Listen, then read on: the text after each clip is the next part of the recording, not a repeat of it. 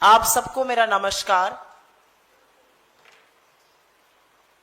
आज से 30 महीने पहले, ठीक 30 महीने पहले सितंबर 2023 में नरेंद्र मोदी जी की सरकार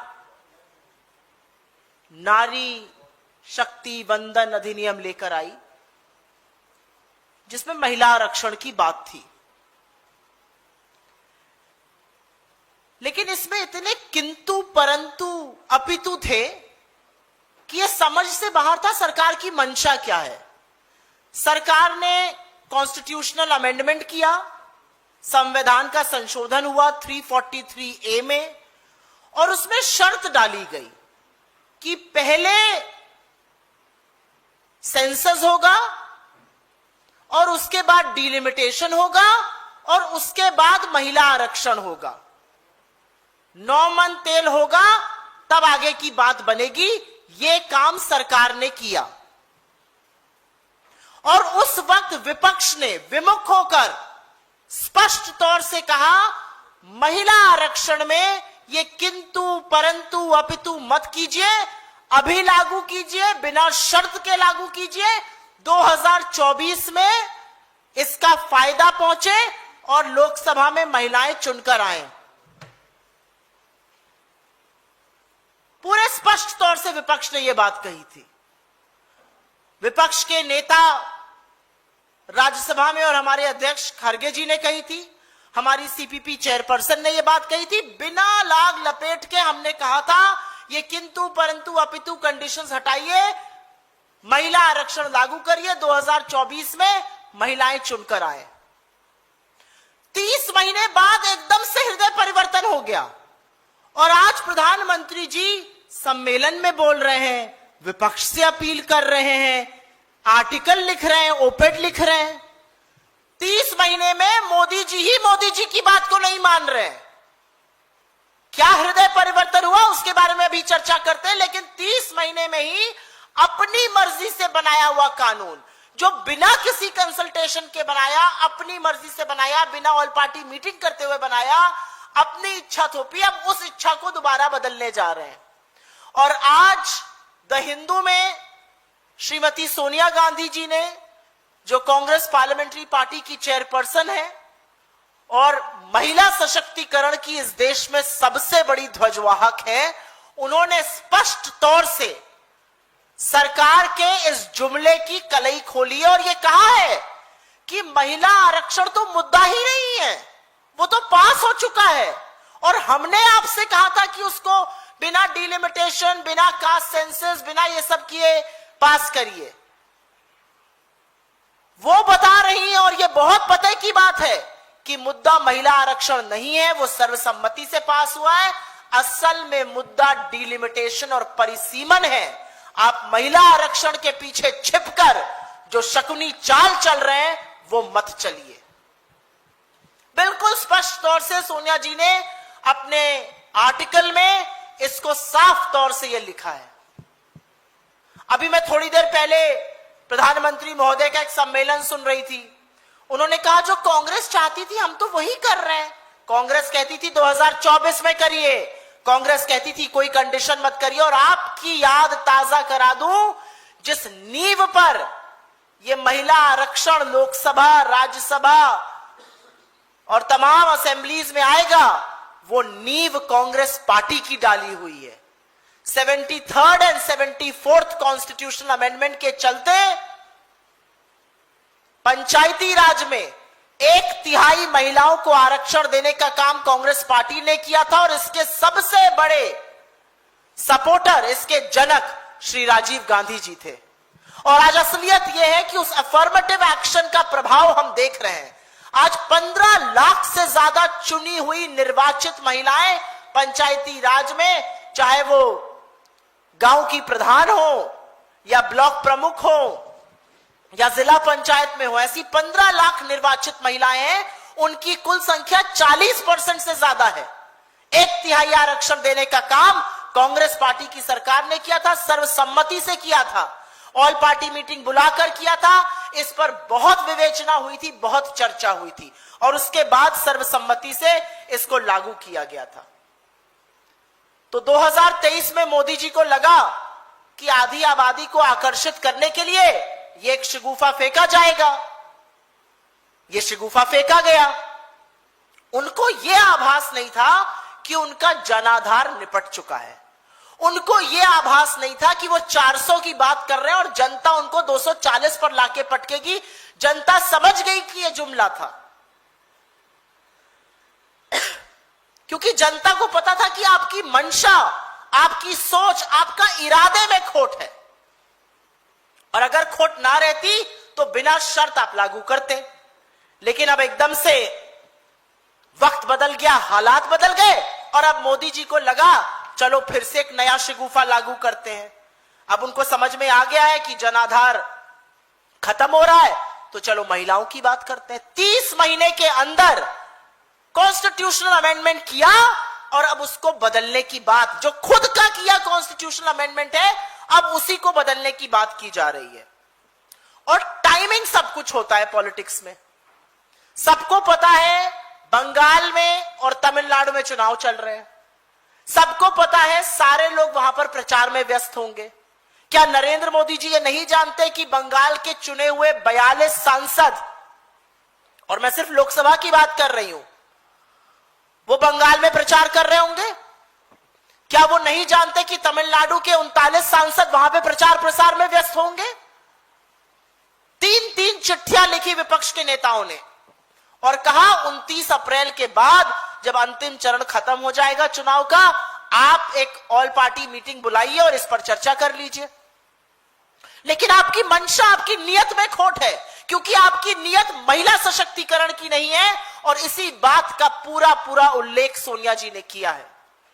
क्या ये स्पेशल सत्र जो 3 दिन के लिए बुलाया जा रहा है 16 तारीख से, क्या ये स्पेशल सत्र की जो बातें हैं ये 3 अप्रैल से पहले जब चल रहा था सेशन तब नहीं हो सकती थी? क्या ये 10 अप्रैल के बाद जो अभी चुनाव खत्म हुए 9 तारीख को जिसकी वोटिंग हुई तब नहीं हो सकती थी?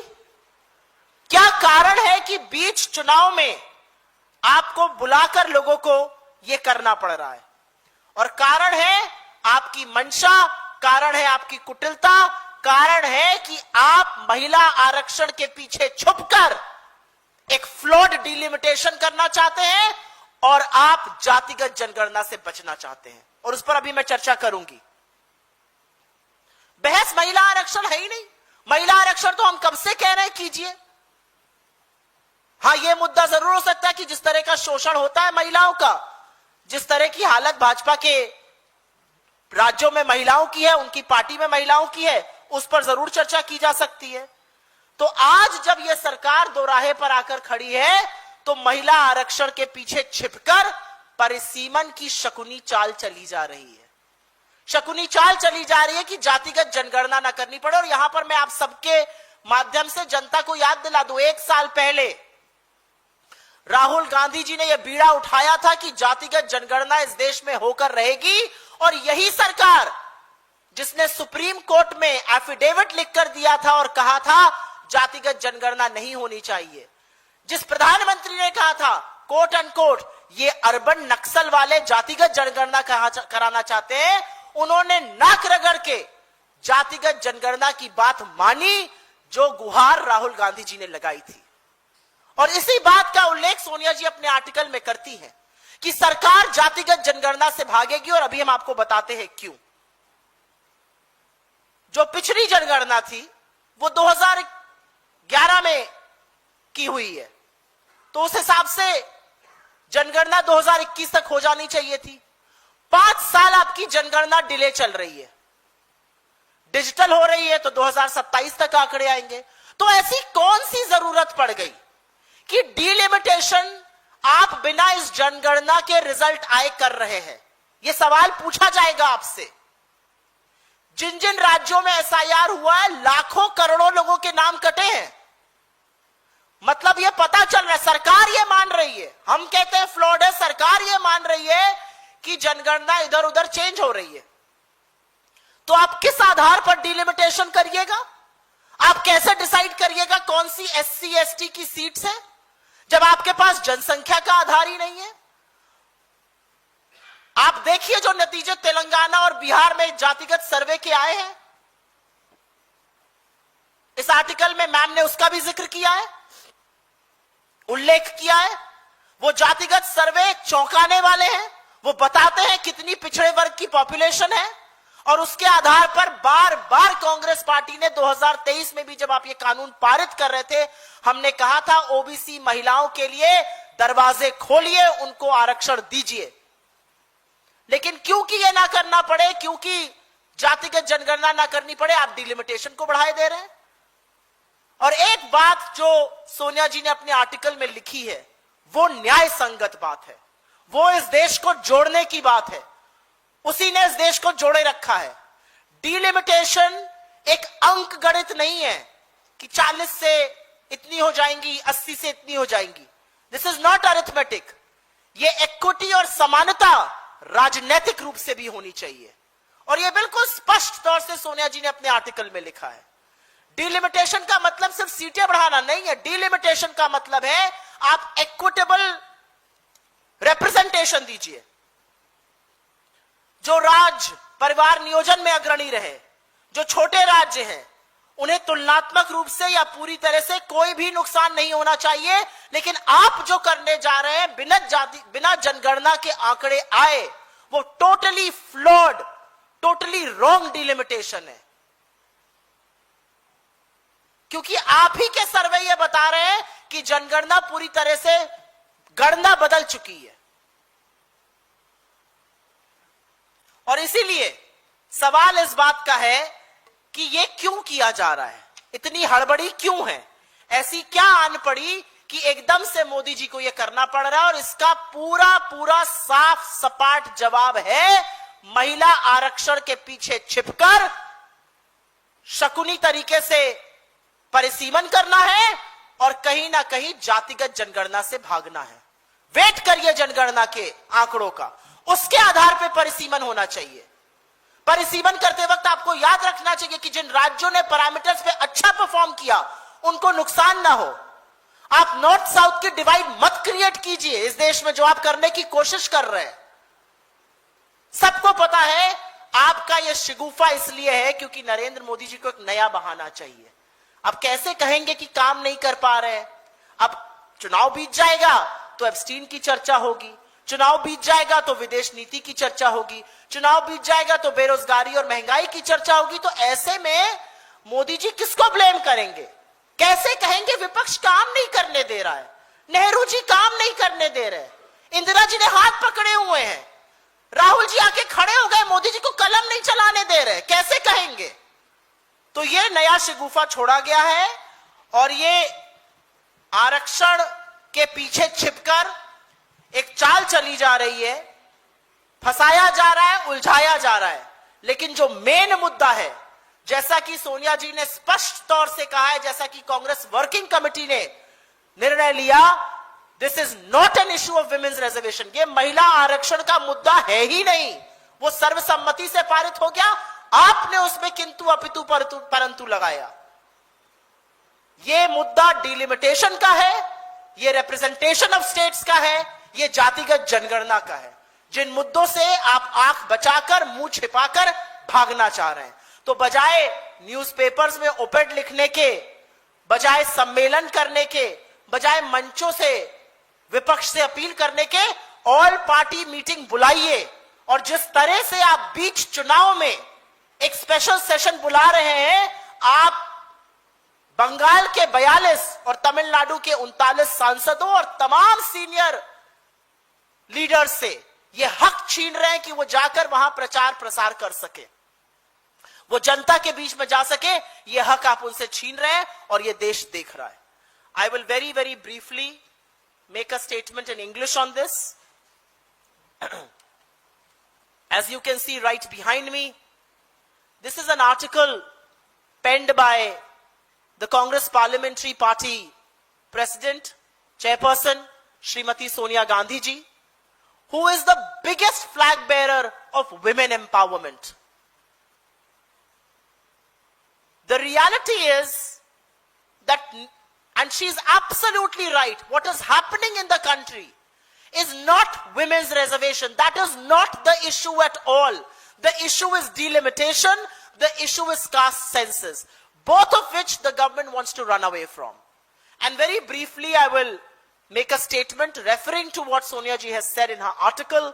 It was exactly 30 months back, precisely 30 months back in September 2023, the Modi government, without consulting anybody, without calling for an all-party meeting, actually brought about a legislation that would have ensured women's reservation.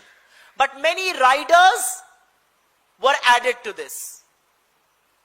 There were many riders added, which included there will be a census, after which there will be delimitation, and only then there will be women's reservation. The Constitution Amendment 343A speaks about all of these riders, speaks about all of these conditions laid out by the government. And even when this bill was being passed and we supported it, we categorically said, our leaders in the Lok Sabha and the Rajya Sabha, leader of opposition and the Congress president in the Rajya Sabha, Srimati Sonia Gandhi ji herself, while she was a member of the Lok Sabha, stood up and said very categorically that this bill should come without riders, and this should be used in the 2024 general elections so that we can ensure more women enter the August House of Parliament. But at that time, Mr. Modi thought that he is going to attract half the country's population by bringing in a bill. He underestimated the collective intelligence of our people. And people realized that the government is not clear, the government has not come clean on it, and which is why Mr. Modi, instead of the 400 that he was asking for, has been restricted to 240. He's now running a coalition government. And now, all of a sudden, without any trigger, 30 months later, Mr. Modi wants to undo his own constitutional amendment. The constitutional amendment that Mr. Modi has brought just 30 months back is being undone. How can the government explain this U-turn all over again? And the timing is very questionable. If you were serious, you could have brought this bill and we could have done a debate in Parliament before the 3rd of April. While the session was on, you could have brought it right after the 10th of April, when voting ended in Puducherry, Kerala and Assam. But you did not do that. You have chosen to bring this bill between the 16th, 17th and 18th, right in the middle of the electoral cycle, the campaign cycle in West Bengal and Tamil Nadu. I would like to ask Mr. Modi, what about the 42 members of the Lok Sabha from West Bengal? What about the 39 members from Tamil Nadu? Don't they have a constitutional right to campaign in their states? Don't senior leaders across party lines and the Congress party have a right to campaign in these states? Why are you keeping everybody in New Delhi? Why can this not wait? Why can you not wait till the 29th of April? That's all that we are asking. And have an all-party meeting and discuss delimitation and discuss this. Because the reality is that you are hiding behind the women's reservation issue. That is no issue at all. We had told you, get it without conditions. You did not listen to us then. We had told you, include OBC women in this. You did not listen to us on this. The reality is, the issue is delimitation. The government is hiding behind the women's reservation issue. The issue is delimitation, and by basing delimitation on the 2011 census, delimitation is going to be flawed, it is going to be erroneous, it is going to be divisive. If you are going to do delimitation based on the 2011 census, why are we having a census at all? It's anyways delayed by 5 years. It's supposed to be a digital census. The results will be out in 2027. Why not wait up until then? Because if you wait up until then, you will have to do it on the basis of the caste census. Exactly a year back, despite this government filing affidavits in the Supreme Court and saying there should be no caste census, despite Mr. Modi calling it the urban Naxal demand, he agreed to a caste census, and all the credit must go to the Congress party and particularly leader of opposition, Rahul Gandhi. And Mrs. Gandhi very categorically speaks about this in her article today, in her column today, where she categorically states that delimitation is not about arithmetic. Delimitation means equity. delimitation should mean bringing equality. The states that have complied with good parameters cannot be at the receiving end of the bargain. It cannot be a divisive exercise. And which is why questions are being raised. Why are you doing it now? Women's reservation is a settled issue. Why have a flawed delimitation? How can you base this delimitation on the 2011 census? By your own admission, you are saying voter lists have changed. Are you telling me census numbers will not change? How will you decide on the basis of the 2011 census where will SC/ST seats be? Haven't you seen the numbers thrown up by the Telangana and the Bihar caste survey, which categorically say the number of OBCs in those states and exponentially in India? So instead of having reservations for OBC women, you are actually going to have a flawed delimitation. One wonders, how will you decide where will be the SC/ST and all of those seats? So the reality is, and like ma'am talks about in her column, that the 2011 census is now flawed. It is on the basis of that census, there are 10 crore people who have been deprived of their right to food under the Prime Minister's Garib Kalyan Anna Yojana.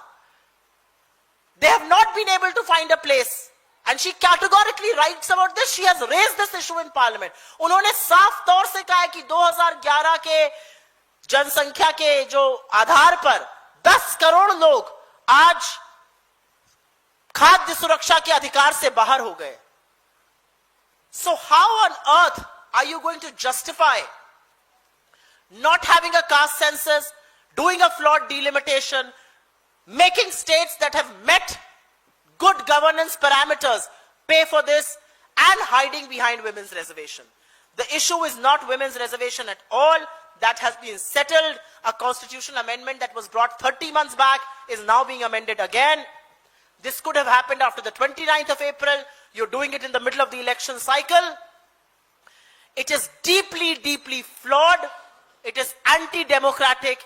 And as ma'am says, for whatever information available, like Sonia ji says in her closing line, this is an assault on the Constitution of India itself. I will stop here. We'll take your questions. आपके सवालों का स्वागत है.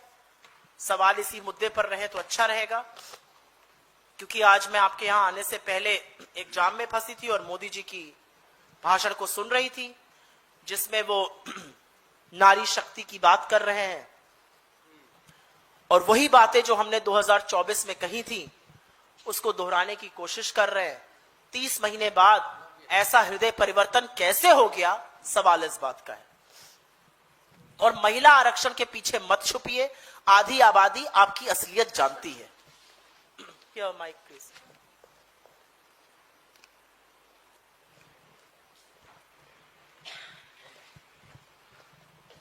सुप्रिया जी, एक और आप press conference कर रही हैं और इसी प्रेस कॉन्फ्रेंस से पहले प्रधानमंत्री नरेंद्र मोदी ने कहा है कि 16, 17, 18 को एक नया कीर्तिमान स्थापित होने जा रहा है. महिला आरक्षण के रूप में नया इतिहास रचने जा रहा है. तो विरोध किस बात का है? विरोध खोट शकुनी मंशा का है. विरोध इस बात का है कि 30 महीने पहले आप ही ने संविधान में संशोधन किया 343A. आप ही ने शर्तें लागू करी. आप ही ने कहा पहले सेंसस होगा, फिर डिलिमिटेशन होगा, फिर महिला आरक्षण होगा. जबकि हमने तब भी कहा था, चिट्ठियां लिख लिख कर कहा था, संसद में कहा था, इसको बिना शर्त लागू कीजिए. 2024 में इसका फायदा देखिए. हमने तब भी कहा था ओबीसी महिलाओं का इसमें आरक्षण कीजिए. यकायक क्या हुआ? आज एकदम से मोदी जी रात को नींद से जागे, उनको लगा 16, 17, 18 तारीख को मैं महिला आरक्षण, क्योंकि उनको समझ में आ गया है उनका जनाधार खत्म हो रहा है.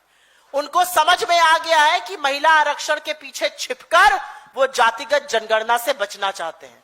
उनको लगता है महिला आरक्षण के पीछे छिपकर वो 2011 के आंकड़े पर डिलिमिटेशन कर देंगे और ये देश चुप रहेगा. ऐसा नहीं होगा.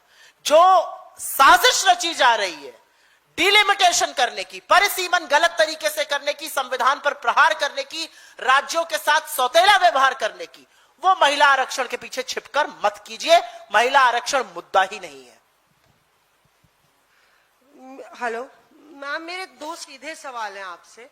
आपने तमाम वजह गिनाई और सोनिया गांधी लंबे समय तक इस पूरी कॉज को चैंपियन करती आई हैं शुरुआत से ही।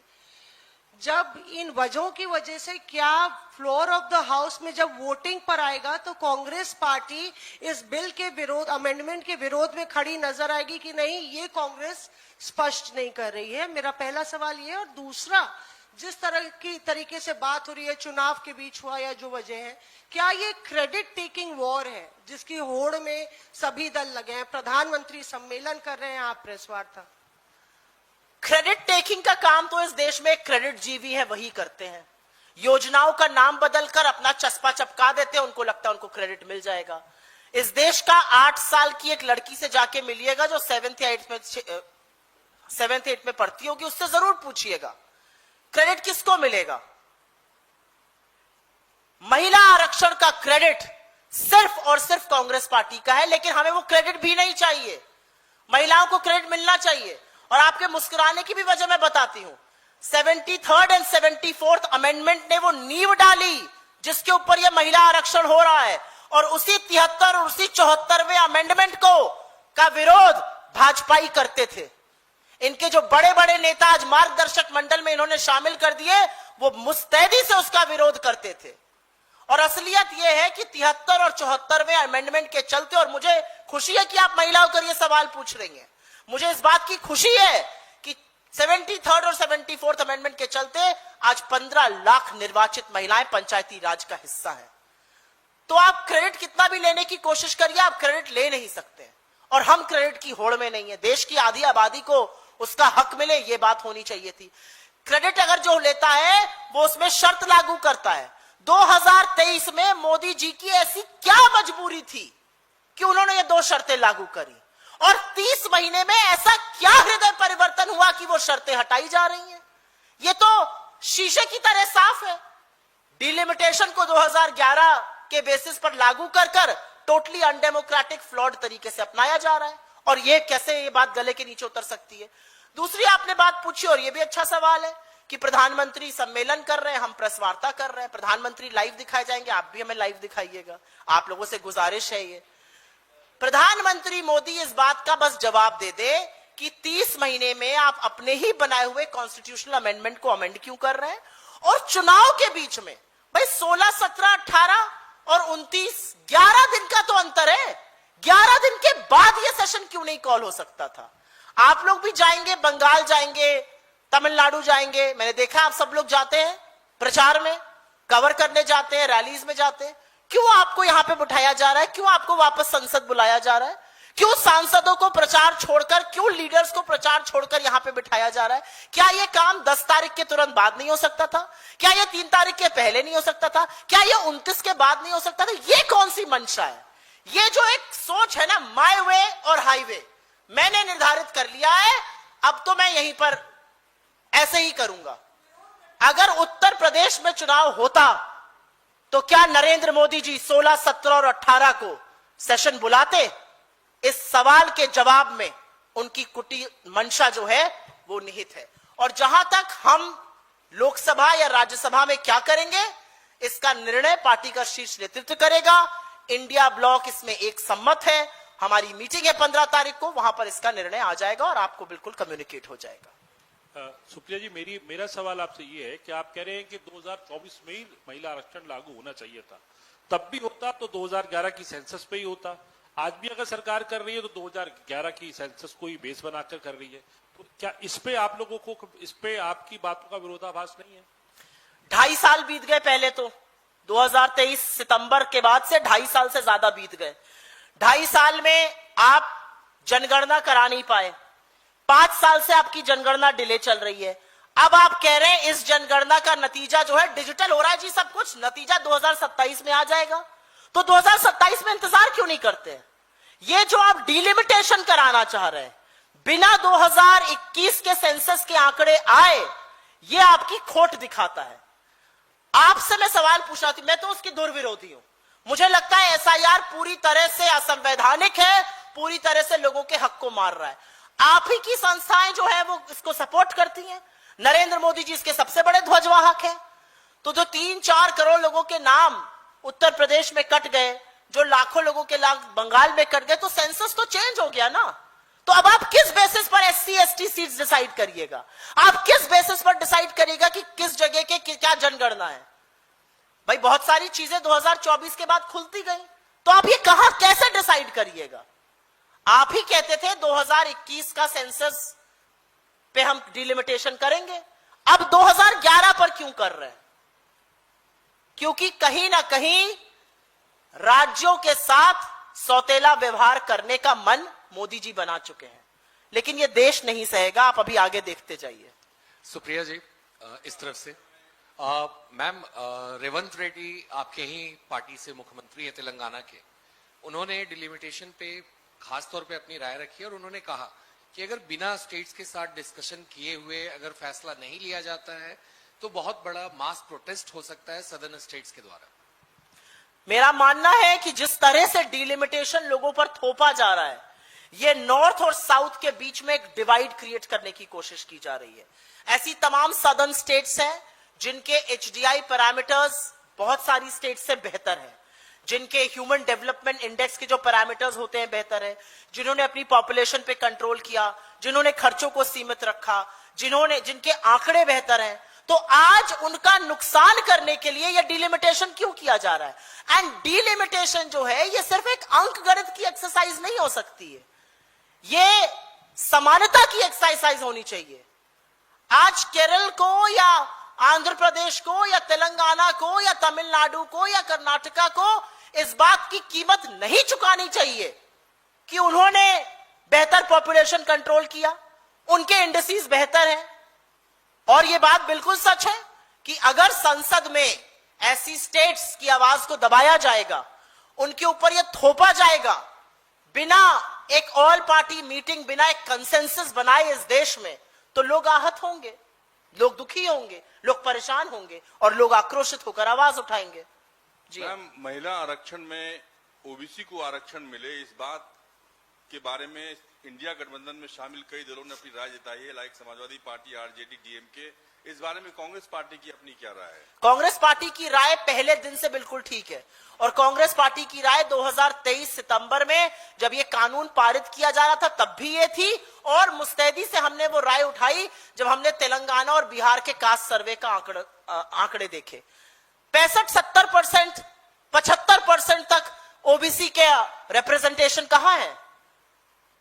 75% ओबीसी पॉपुलेशन है इस देश की, और उनका रिप्रेजेंटेशन नहीं है। हम तो उस समय भी आपसे कह रहे थे इसमें ओबीसी को आरक्षण दीजिए, आज भी ये कह रहे हैं। आपकी मंशा क्यों नहीं साफ हो रही है? आप ओबीसी महिलाओं को आरक्षण देने से क्यों कतरा रहे हैं? इसलिए कतरा रहे हैं क्योंकि अगर कास्ट सेंसस के बाद डिलिमिटेशन होगा तो आपको ओबीसी महिलाओं को आरक्षण नाक रगड़ के देना पड़ेगा। आप वो क्यों नहीं कर रहे हैं? क्यों घबरा रहे हैं आप? सवाल इस बात का है। जी हाँ, जी। You can be heard. Speak into the mic, sir. आप बोल सकते हैं इस पे। Ma'am, you have raised many points and there are pointers to it. So my ask is, the government must have surely done the due diligence about the way it's going about. You think this government does due diligence? This is Have you heard about demonetization? This is just- Have you heard about a lockdown? Have you heard about the LPG crisis? Have you heard about the lines outside the petrol pump? You really think this government does due diligence? Ma'am, This government runs this on is one such a idiom: submission. my way or the highway. Okay. This government runs on the whims and fancies and tughlaki farmans of one man, and that is Narendra Modi ji. They do not do any due diligence. Due diligence in this case would have been an all-party meeting, would have been an effort to build consensus, would have been to call all the parties, discuss this, and then take it forward. You really think they do the due diligence? It's not my thought, it's just a submission. As I reject that submission thoroughly. I take your point. Thank you. The thing is, now that it's happening, and we should have whipped to their own thing, and you must have surely chalked out a plan. So what do you think would work out? I think Mausami ji has already asked me this question and I've answered it. You will know this when we act in the House. Ma'am 2011 के जनगणना के आधार पर delimitation करने के पीछे कारण कहीं सरकार का मंशा ये तो नहीं है कि एससी और ओबीसी का प्रतिनिधित्व कम किया जाए?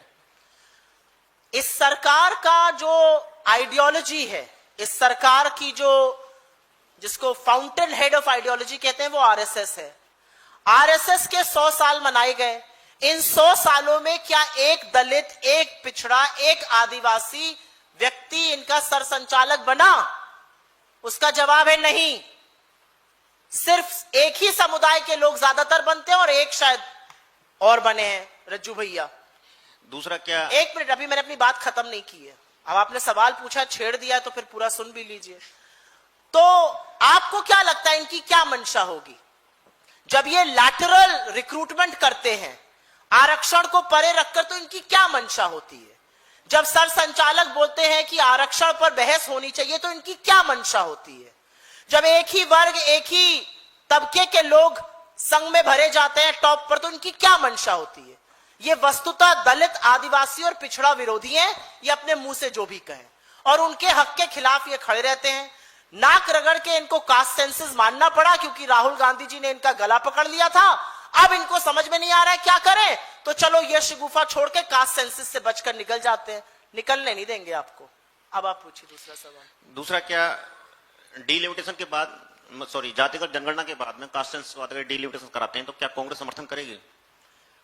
कास्ट सेंसस जनगणना का आधार है, वो होना चाहिए।